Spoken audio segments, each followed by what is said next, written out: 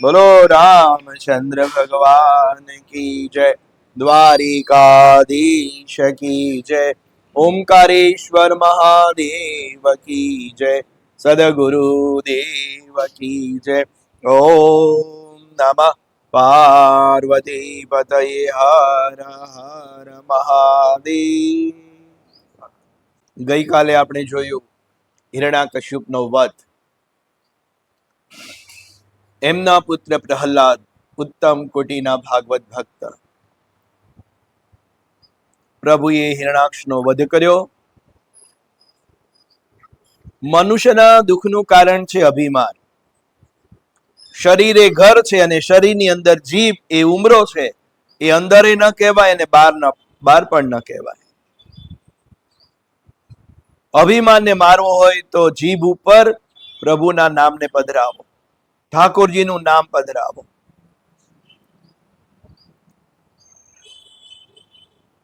તો રાગ દ્વેષ મળશે, અભિમાન મળશે. પંજાબમાં મુલનાન શહેરમાં હિરણ્યકશ્યપની આજ પણ રાજધાની છે. ત્યાં નરસિંહ સ્વામીનું પ્રાગટ્ય થયું. આથી પંજાબના લોકો પોતાના નામની પાછળ સિંહ લગાડે છે. તેઓ સિંહ જેવા બળવાન છે. પંજાબના લોકો આજે પણ શક્તિશાળી છે. નરસિંહ સ્વામી ગુરુ ગુરુ અવાજ કરતા પ્રગટ થયા છે. એ બતાવે છે કે ગુરુ વગર ભગવાનના દર્શન થતા નથી. દરેક સાધન કરો, વિવેક વૈરાગ્ય કેળવો, સંપત્તિ વગેરે હોય, પરંતુ જ્યાં સુધી કોઈ ગુરુની, કોઈ સંતની કૃપા થાય નહીં, ત્યાં સુધી હંમેશને માટે મન શુદ્ધ થતું નથી, ભગવાન મળતા નથી. મનુ સાધન ગમે એટલા કરે, પરંતુ સંત કૃપા કરે ત્યારે જ મન હંમેશને માટે શુદ્ધ બને છે. મન મોટા મોટા સાધુઓને પણ ત્રાસ આપે છે. મન બહુ ચંચળ છે. મન શુદ્ધિ વગર ઈશ્વરનો સાક્ષાત્કાર થાય નહીં. મળ, વિક્ષેપ, આવરણ વગેરેથી મન કલુષિત થયેલું છે, મલિન થયેલું છે. જેવી રીતે મલિન જળમાં પ્રતિબિંબ દેખાતું નથી, એવી રીતે ચંચળ તથા આવરણયુક્ત મનમાં પરમાત્માનું પ્રતિબિંબ પડતું નથી. માટે કોઈ સંતને શરણે જાઓ, કોઈ ગુરુને શરણે જાઓ. તેથી નરસિંહ ભગવાન ગુરુ ગુરુ શબ્દ બોલતા પ્રગટ્યા. ગુરુ કૃપા વગર હૃદય હંમેશને માટે શુદ્ધ થતું નથી. સાધન કરો, પણ સદગુરુની કૃપા વગર ચાલશે નહીં. એકલા સાધનથી હૃદય હંમેશને માટે શુદ્ધ થતું નથી. નરસિંહ સ્વામીએ ગુરુ શબ્દ બોલી જગતને બોધ આપ્યો કે સદગુરુની કૃપા વગર મારો સાક્ષાત્કાર થતો નથી. નામદેવને પણ ગુરુ વગર જ્ઞાન ન થયેલું. આજકાલના લોકો પુસ્તકો વાંચી પથારીમાં પડ્યા જ્ઞાની બની જાય છે. એને ગુરુની જરૂર નહીં, એને બ્રહ્મચર્ય વ્રત પાળવાની જરૂર નહીં, એને મૌન રાખવાની જરૂર નહીં, સંત સેવા કરવાની જરૂર નહીં, સદાચાર પાળવાની જરૂર નહીં. એક વખત મહારાષ્ટ્રમાં સંતોની મંડળી એકઠી થઈ છે.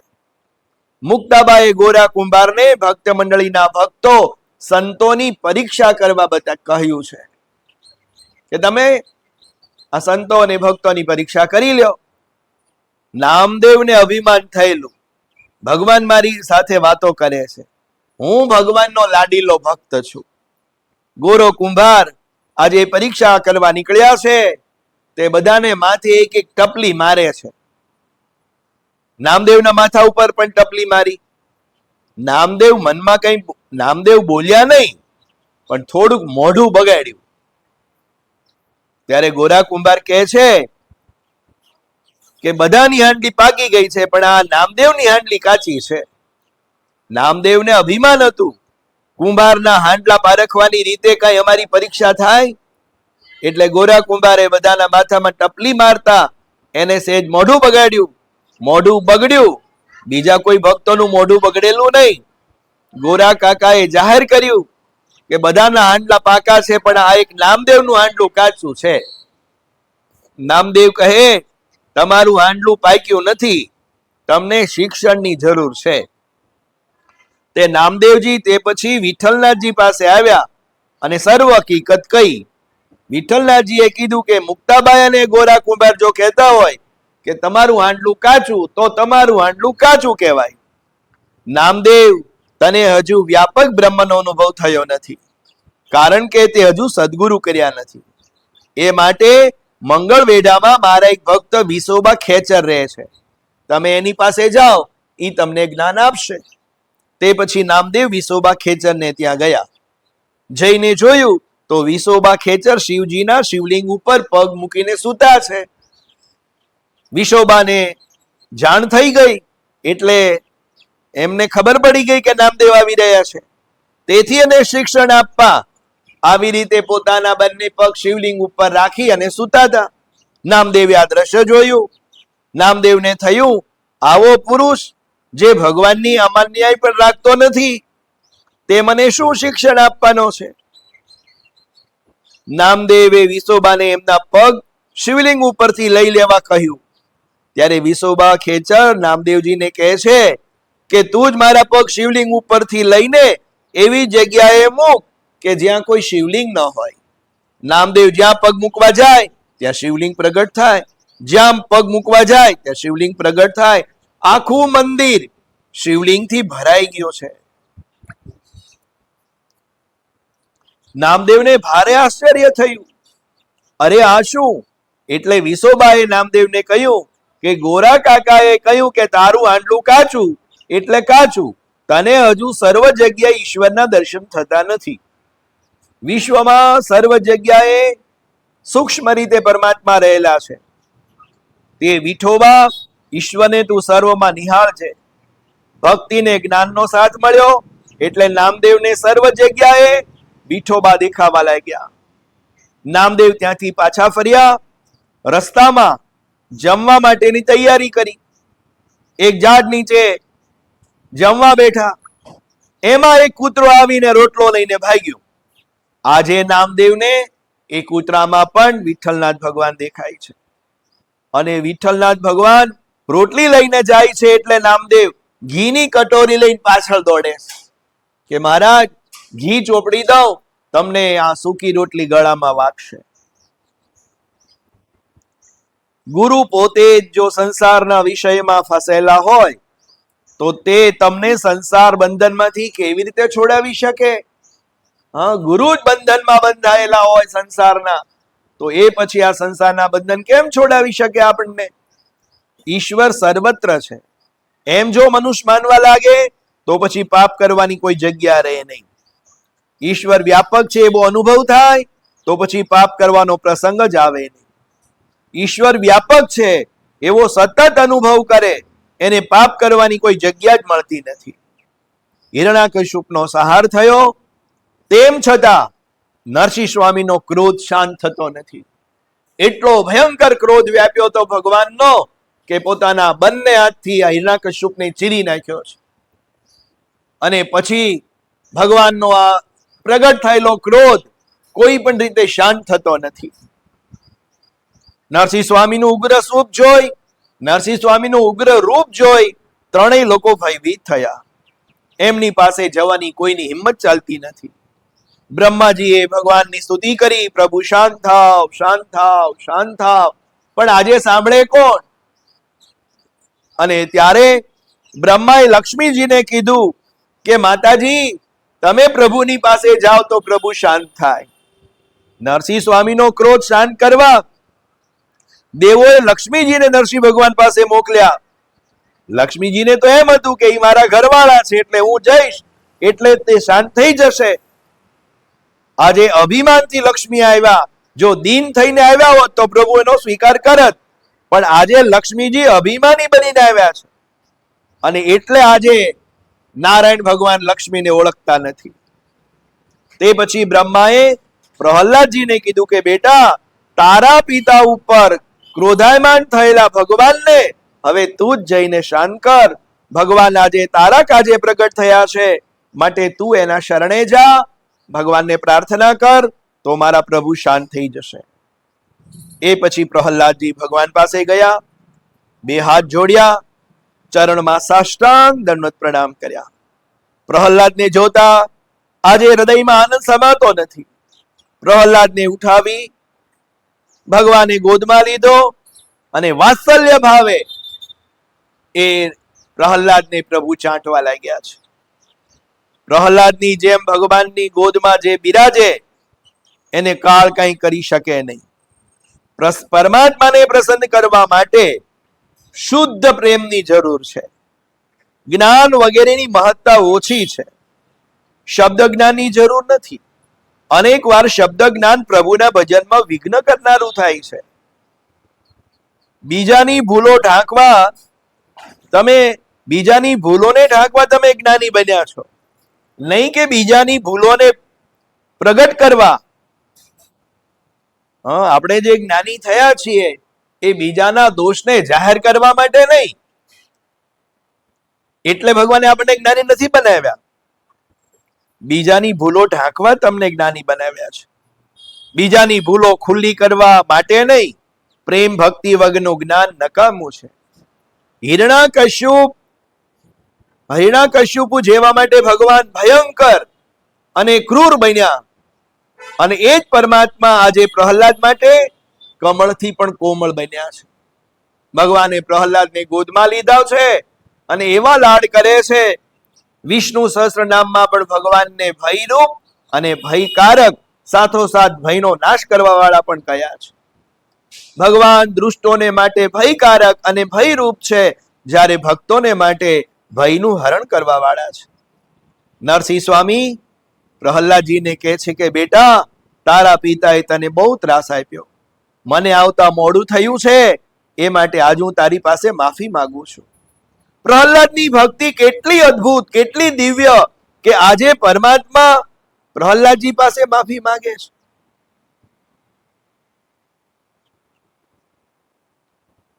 જેમ ગાય માતા વાછડાને ચાટે તેમ પ્રેમમાં નરસિંહ સ્વામી પ્રહલાદને ચાટવા લાગ્યા.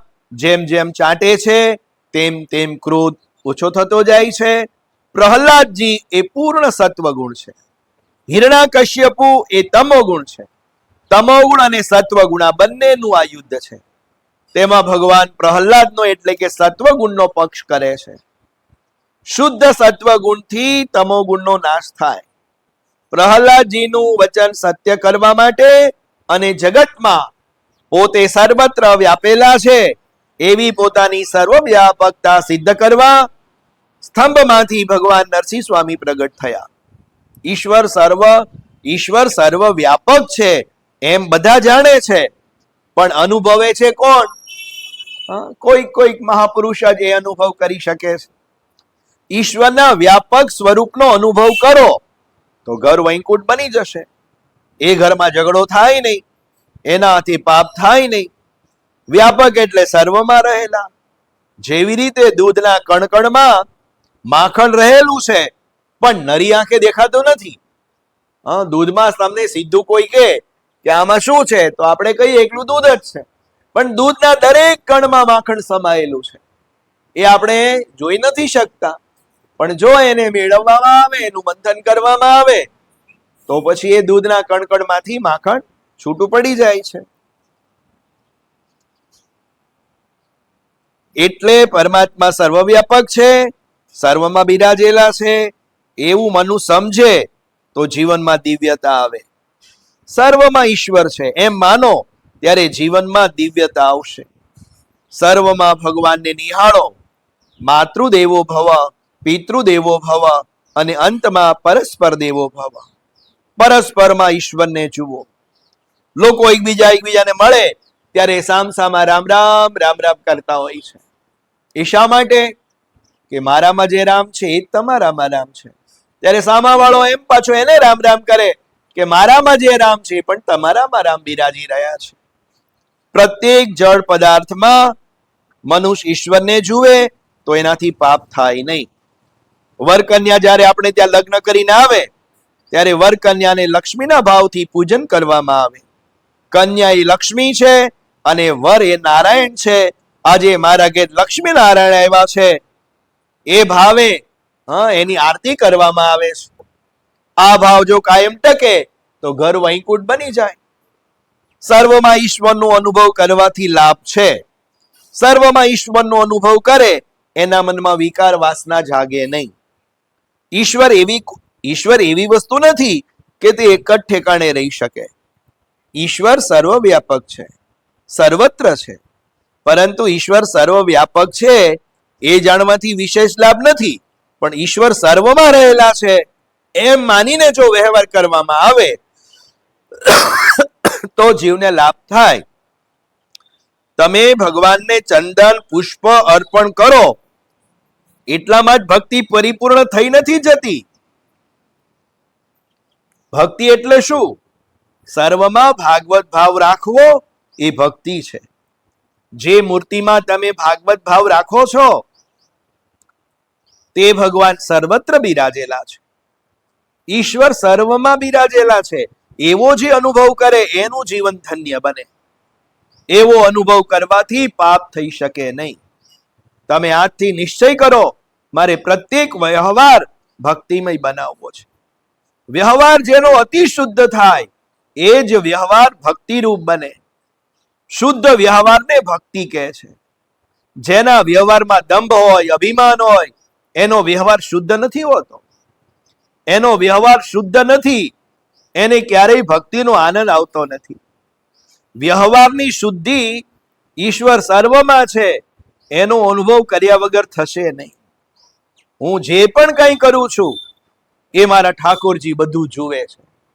જો આ વાત ભૂલાય નહીં તો વ્યવહાર ભક્તિમય બની જાય.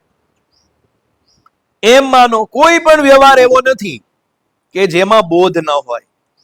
ધંધો કરવો એ ગુનો નથી. સેના લાઈ હજામત કરવાનું કામ કરતા એક દિવસ એમને વિચાર આવ્યો કે હું લોકોના માથાનો મેલ ઉતારું છું, પણ મારી બુદ્ધિની મલિનતા તો મેં કાઢી નહીં. દરેક મહાપુરુષને પોતાના ધંધામાંથી જ જ્ઞાન મળ્યું છે.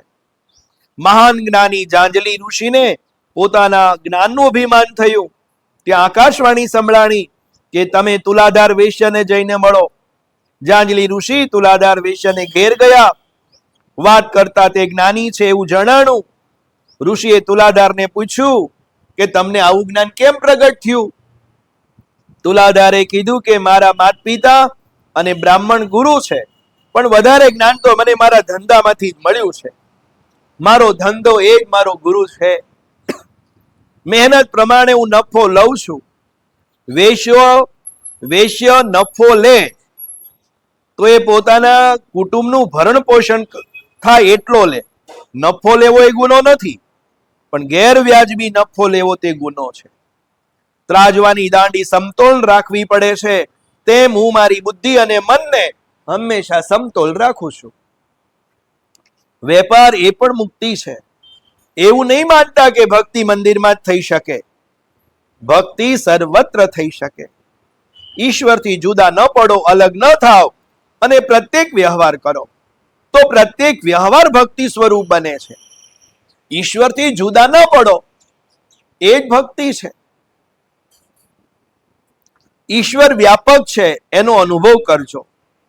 હું જે બોલું છું તે મારા ભગવાન સાંભળે છે. હું જગતને કેવી રીતે જોઉં છું તે પણ મારા પ્રભુ મને નિહાળી રહ્યા છે. મનુષ્ય શરીરથી પાપ કરે એ સમાજ જોઈ શકે, પણ જે મનથી પાપ થાય છે એ તો માત્ર પરમાત્મા જ જોઈ શકે છે. મનથી કરેલું પાપ એ મોટામાં મોટું પાપ છે. બિલકુલ પાપ ન કરે મહાન પુણ્ય છે. નરસિંહ ભગવાન બહારથી આવ્યા નથી, સ્તંભમાંથી પ્રગટ થયા છે. માત્ર સજીવમાં જ નહીં, જડ વસ્તુમાં પણ પરમાત્માને જુઓ. ઈશ્વર જડ અને ચેતન સર્વમાં છે. લૌકિક દ્રષ્ટિએ પૃથ્વી જળ જેવી લાગે છે, પણ જળમાં પણ ઈશ્વરનો અનુભવ કરવાનો છે. એક મહાત્માના 2 શિષ્યો હતા. કથા પણ બહુ સરસ કરતા. મહાત્માને લાગ્યું કે આ શરીરનું પ્રારબ્ધ હવે પૂરું થવામાં છે, હવે દેહ પડશે અને બંને શિષ્યો ગાદી માટે ઝઘડો કરશે. એટલે મહાત્માએ વિચાર્યું કે ગાદી મારે કોને આપવી? એટલે એની માટે એને 2 ફળ મંગાવ્યા. બંને શિષ્યને પાસે બોલાવ્યા. બંનેના હાથમાં એક એક ફળ આપ્યું અને કીધું કે આ ફળ એવી જગ્યાએ ખાઈને આવજો કે કોઈ તમને ભાળે નહીં.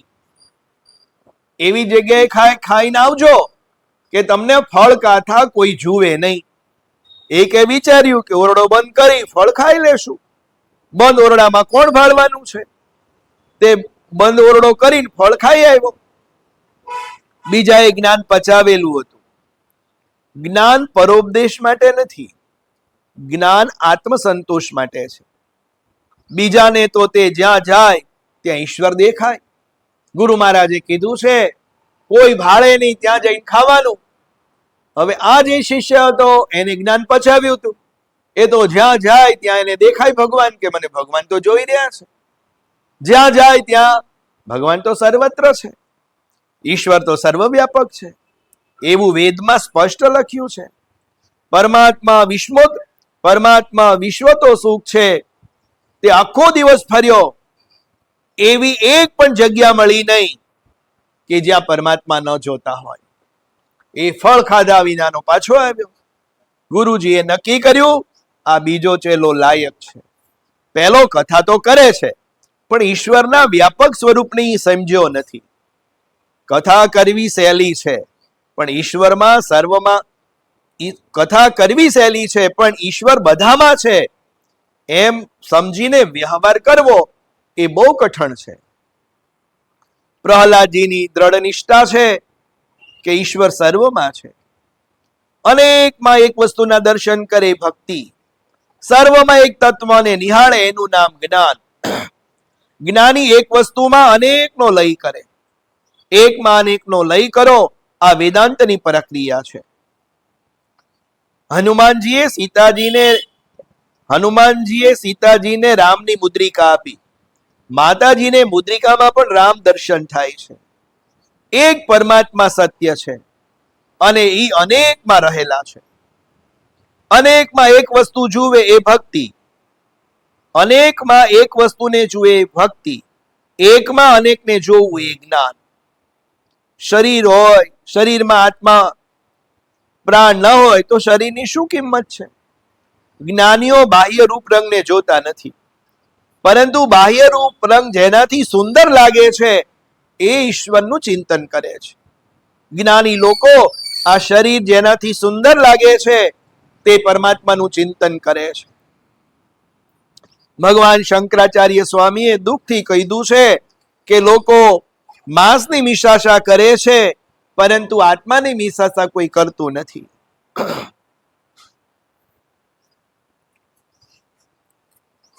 જગતમાં કોઈ મૂર્ખ નથી, બધા ઈશ્વરના અંશ છે. જે બીજાને મૂર્ખ માને એ પોતે જ મૂર્ખ છે. આપણે ત્યાં પશુની પણ પૂજા થાય છે. કૂતરો ભૈરવનાથનું વાહન છે. કૂતરો તિરસ્કાર્ય નથી. ગધેડો પણ શીતળા માતાનું વાહન છે. ઈશ્વર ચૈતન્ય રૂપે બધામાં રહેલા છે. એવો અનુભવ કરવાની આદત પાડો. એવી આદત જેને પડે એની પ્રત્યેક ક્રિયા ભક્તિમય અને જ્ઞાનમય બને.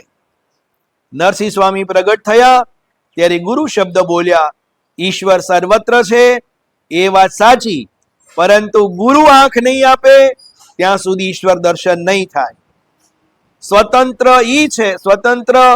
છે એ કે જે જીતેન્દ્રિય છે. મનુષ્યને સ્વતંત્રમાં સ્વેચ્છાચારી બનવું છે. પરતંત્ર સ્વતંત્ર થશો નહીં. બુદ્ધિ ઉપર બહુ વિશ્વાસ રાખશો નહીં. કોઈ સંતને ગુરુ માની એને આધીન રહેજો. કોઈ પણ સંતનું સ્મરણ કે જે તમને પાપ કરતા અટકાવે એવા મહાત્માનો સંગ કરજો, એને આધીન રહેજો. ગુરુ કર્યા વગર રહેશો નહીં, પણ ગુરુ કરતા પહેલા વિચાર કરજો કે જેને ગુરુ બનાવવા માંગુ છું તે લાયક છે કે નહીં. પાણી પીના છાન કે ગુરુ કરના જાન કે. જગતમાં કોઈ પણ મહાપુરુષમાં શ્રદ્ધા ન થતી હોય તો પ્રાચીન મહાત્માઓને ગુરુ માની એને આધીન રહો. જે અગાઉ મહાપુરુષો થઈ ગયા છે એમાં શ્રદ્ધા રાખો, એને ગુરુ માનો. મહાપુરુષો અમર હોય છે. આ વલ્લભાચાર્ય અમર છે, જગદગુરુ શંકરાચાર્ય અમર છે. એને ગુરુ માની એની સેવા કરો, એને આધીન રહ્યો. ગુરુ કર્યા વગર કલ્યાણ થશે નહીં. કોઈ સંતના ચરણનો આશ્રય લેશો તો સદગુરુ કૃપા કરશે, અને સદગુરુ કૃપા કરશે તો અંદરની વાસના જશે, શરીરમાં રહેલા વિકારો જશે, પણ મન બુદ્ધિમાં રહેલી વાસના જતી નથી. મન બુદ્ધિમાંની વાસના સંત સેવા વગર જતી નથી. મન ઉપર સત્સંગનો સેવાનો અંકુશ રાખજો. બુદ્ધિને કોઈ સંત પ્રતિ આધીન રાખજો. ગુરુ કૃપા વગર સર્વમાં ઈશ્વરના દર્શન થતા નથી. જગતમાં અનેક સંતો છે, પણ આપણું કલ્યાણ કરવાની જવાબદારી એમના ઉપર નથી.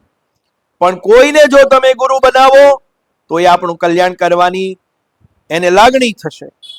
જલ્દી કોઈના ગુરુ થવું સારું નહીં. ગુરુ થવાથી ચેલાના પાપની જવાબદારી ગુરુ ઉપર આવે છે. ચેલાના પાપનો ઇન્સાફ કરતી વખતે એના ગુરુને ત્યાં બોલાવવામાં આવે છે. જ્યારે ન્યાય થાય ત્યારે ચેલાની સાથે એના ગુરુને બોલાવવામાં આવે. પછી પૂછવામાં આવે કે આ તમારો ચેલો છે, તમે એને પાપ કરતા કેમ અટકાવ્યો નહીં? તમે એનું પાપ કેમ છોડાવ્યું નહીં? એને સાચે માર્ગે કેમ વાળ્યો નહીં? ચેલાની સાથે ગુરુને પણ સજા થાય. મંત્ર, ગુરુ, માળા અને મૂર્તિ એ બદલશો નહીં. પોતાની માળા કોઈને આપવી નહીં. નરસિંહ સ્વામીનું પ્રાગટ્ય સ્તંભમાંથી થયું. વિચાર કરો, એ સ્તંભ કેવી રીતનો હશે?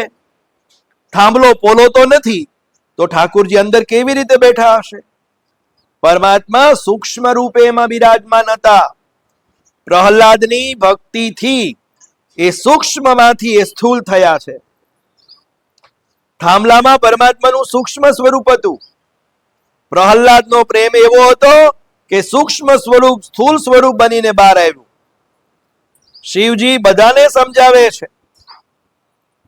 વળી જ્યારે બધા દેવો પ્રભુ કૃપા કરશે, પ્રભુ કૃપા થશે એ વિચારે ત્યાં આવ્યા. ત્યારે ભગવાન કહે છે, હરિ વ્યાપક સર્વત્ર સમાના, પ્રેમ તે પ્રગટ હોઈ મેં જાના. અતિશય પ્રેમ વગર પ્રભુ પોતાનું સ્વરૂપ કોઈને બતાવતા નથી. માટે પ્રભુ સાથે ખૂબ પ્રેમ કરો, પ્રભુને ખૂબ ભજો. પ્રહલાદનો પ્રેમ એવો હતો કે નિરાકારમાંથી ભગવાન આકારવાળા બન્યા.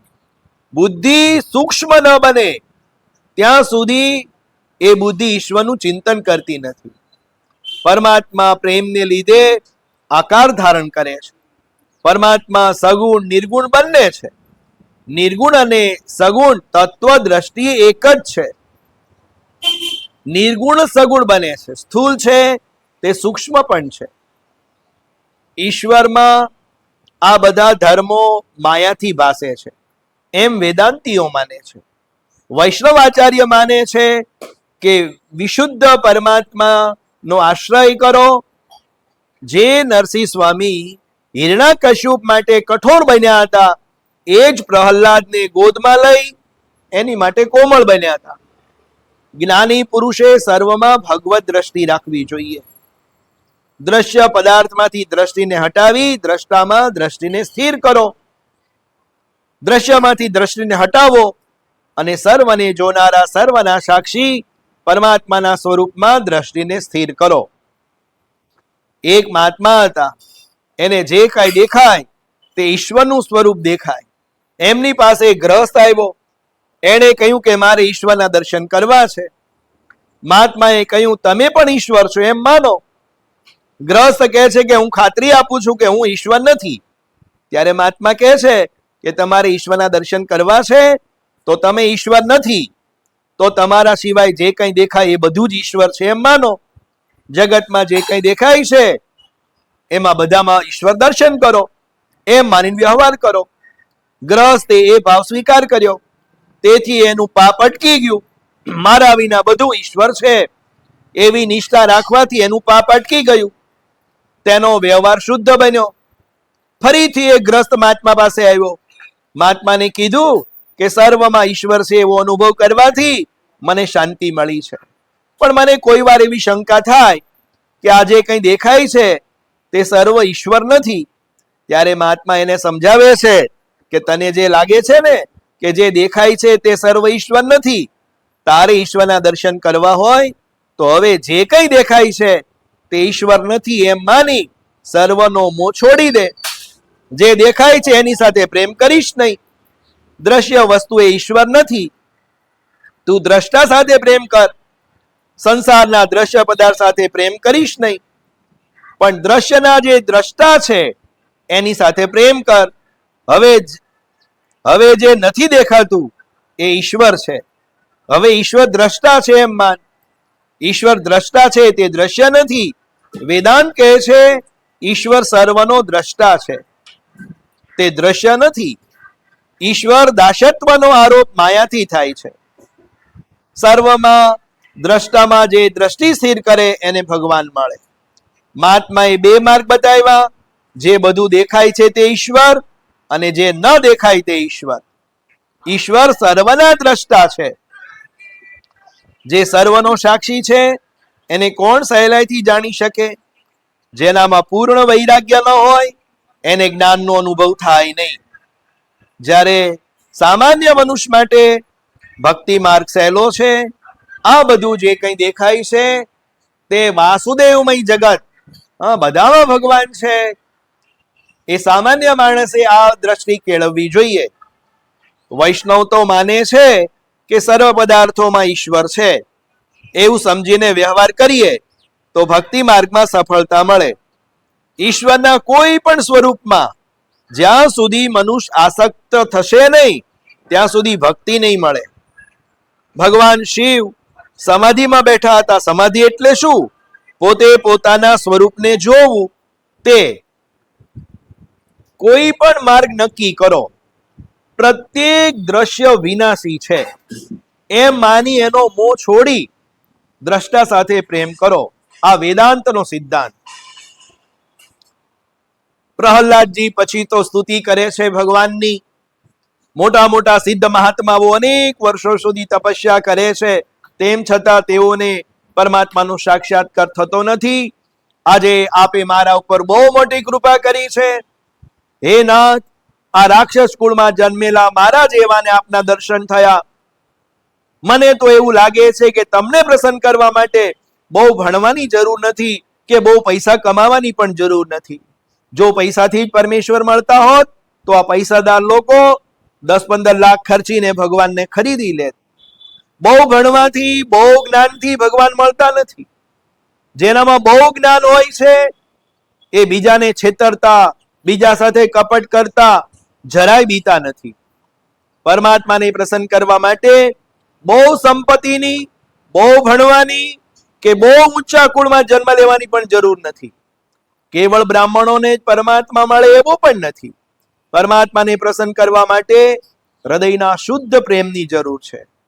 તમે ખૂબ કમાઓ અને ભગવાનની સેવામાં વાપરો એ ઉત્તમ છે, પણ એક આસને બેસી પરમાત્માનું ધ્યાન કરો એ અતિ ઉત્તમ છે.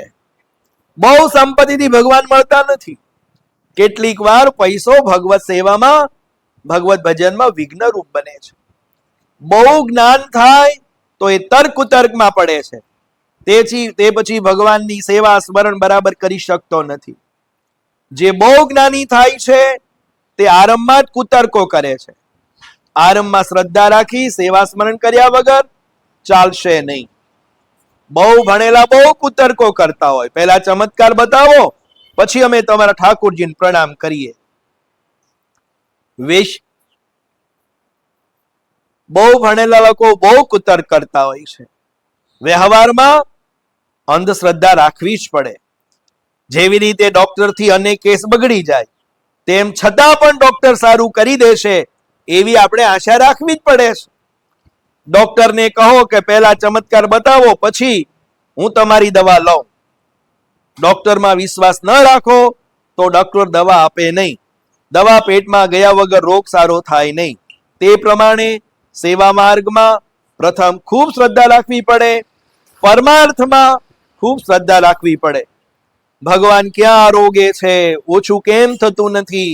ભણેલા લોકોના હૃદયમાં આવા કુતર્કો બહુ હોય છે, પણ ઠાકોરજી તો ભાવ જોઈને પ્રસન્ન થાય છે. ઠાકોરજીને ભોગ ધરાવો ત્યારે એમાંથી રસસાર ખેંચી લે છે. પરમાત્મા રસભોગતા છે. ખરેખર ઠાકોરજી જો આરોગવા બેસે તો આ કલિયુગમાં કોઈ ભોગ ધરાવે કે કેમ એ પણ એક શંકાનો વિષય છે. હે ઈશ્વર, આપને પ્રસન્ન કરવા બહુ જ્ઞાનની જરૂર નથી. અંતકાળમાં ઘણીવાર જ્ઞાન દગો આપે છે. જ્ઞાનને જો ભક્તિનો સાથ હોય તો તે ઘણું ઉત્તમ છે. આગળની કથા આપણે કાલે જોશું. અચ્યુતમ કેશવમ શ્રી રામ નારાયણમ શ્રી કૃષ્ણ દામોદરમ શ્રી વાસુદેવમ હરિ શ્રીધરમ માધવમ શ્રી ગોપિકા વલ્લભમ શ્રી જાનકી નાયકમ શ્રી રામચંદ્ર ભગવાન કી જય. દ્વારિકાધીશ કી જય. ઓમકારેશ્વર મહાદેવ કી જય. સદગુરુ દેવ કી જય. ઓમ નમઃ પાર્વતી પતયે. હર હર મહાદેવ.